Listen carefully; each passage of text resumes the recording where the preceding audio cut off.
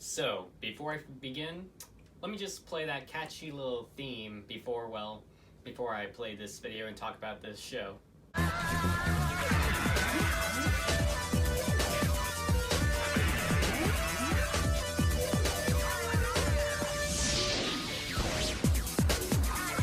What's going on, YouTube? What's going on, everyone? This is Dr. Ironbat Prime 2.0, aka Noah, back again with this new video. And, well, this is a bit of a look back video on reviewing and talking about the show Spider-Man Unlimited. Now, a year ago I did talk about one of my favorite Spider-Man cartoons, but now I thought I'd talk about one of the most underrated Spider-Man cartoons out there.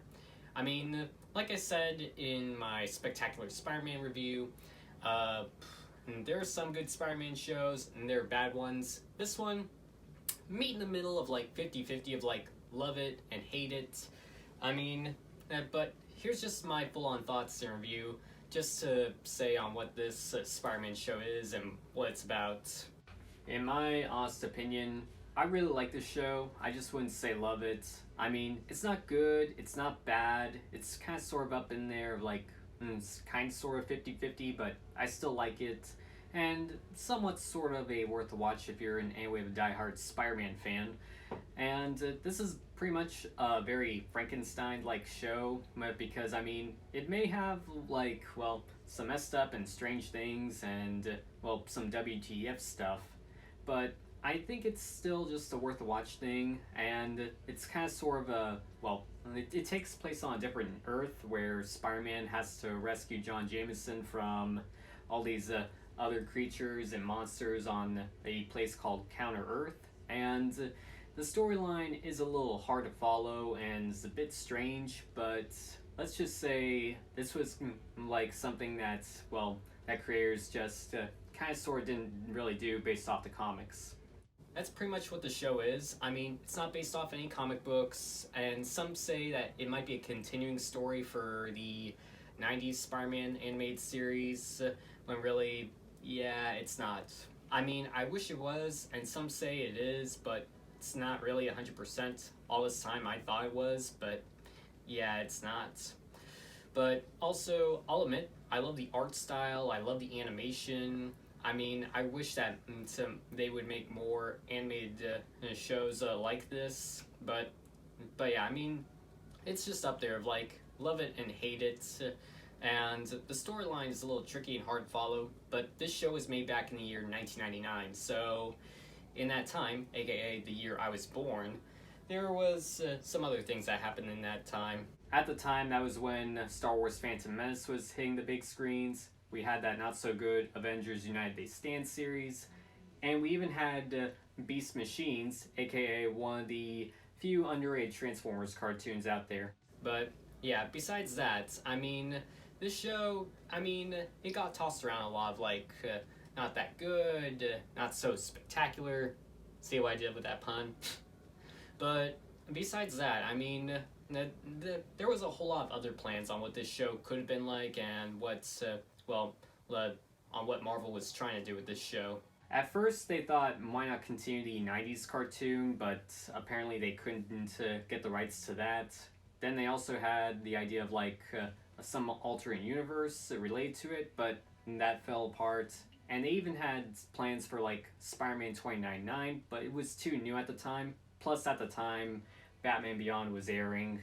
I guess you could say it is kind of sort of Batman Beyond, because I mean, futuristic technology, flying cars, lots of crazy alien stuff here and there, and Spidey wears a futuristic suit, and well, in fact, let me talk about the suit. That's something I really want to talk about and touch on. I mean, the costume looks very 2099-esque, because, well, there's a lot more blue than red. But it did make its way to some old-fashioned video games, got a small appearance in the Spider-Verse and Spider-Geddon comic, but also made its way to several comics that happened in the 2000s.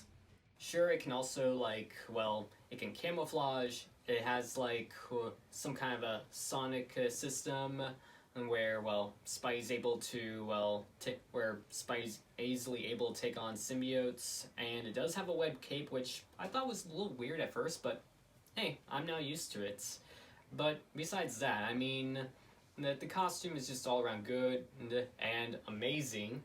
That's two. And, well, I'll admit, I am adding this cosplay to, well, to my cosplay list, so yeah, be on the lookout for that later in the future. I mean, sure, I guess you could say it's a ripoff of, well, 2099 Spider-Man, but hey, it's its own thing. Creators tried to be a little more creative and artistic, but that's what you got.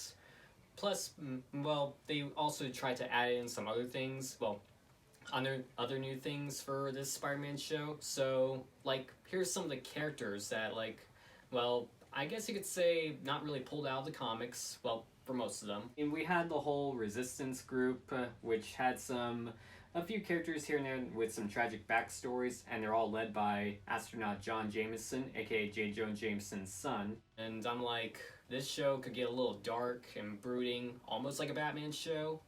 But this is literally like Counter Earth, where like they say it's on like the opposite side of the sun, and I'm like, are you sure this isn't an alternate universe or a different timeline, or Spidey somehow time traveled? Because I've always felt like maybe that's what it really was, instead of being, well, like, you know, on the another Earth on the other side of the sun, and they called it Counter Earth. But yeah, that's where these people live. I mean, all the characters I was a little 50-50 on, and I wish we got a little backstory on them. And John Jameson, I mean, he literally has to be one of the most underrated characters when it comes to like Spider-Man characters. So I guess they just want to give this guy a little more on-screen action. So I kind of sort of see what the creators were trying to do. But also, not to mention, there are the villains, of course. We basically had the Knights of Wondergore, and they were led by their leader, the High Evolution. Spider-Man basically fights a bunch of furries, which is all around weird and crazy. They're also known as the Bestials, which sounds like a very weird name, and could they not get a little more creative? But I guess they were just working with trying to make this series new and different, and it kind of sort of worked. I mean, there's a lot with the Bestials, and just the storyline is a little strange and weird, but on the other hand, we did get like some of the, well, classic Spider-Man villains that we all know and love. There was Kraven the Hunter, but he just didn't really look like Kraven. There was even Vulture, but he just looked like a very bad mascot. And there was even Electro, but, well, he was pretty much an electric eel. I was a little 50-50 on their designs, and, well, they were just a little strange looking, but, well, to quote Tobey Maguire's Spider-Man, that'll do it. But we also did get the fan favorite, Green Goblin, of course, who was very anti-hero-ish. And also, like, he did have wings, which is a little strange and odd, but I get that they're trying not to copycat other Green Goblins. But also, he was an anti-hero, so that was one nice change of pace for Goblin. And of course, my favorites had to be, well, Venom and Carnage. And they have a large role to play, and I'll admit, it was a little strange and weird to see them morph around like actual slime, which kind of sort of had me scratching my head, like, they never did that in the comics, because, well, I mean, there's still a human inside a symbiote, but yeah, I see what the creators were trying to do, but also, it was also a little strange and odd to see them calling each other brother and just working together. Yes, they do hate each other, and there are times where they fight each other here and there, but there were a couple times here and there where they did team up to fight Spidey and all that. In a way, that's what I'm mostly used to when it comes to Venom and Carnage, but I kind of like the duo that they have going on, and it was a nice change of pace. So, to sum in my thoughts, I know a lot of you are probably going to say, wow, you really didn't like this Spider-Man show, did you?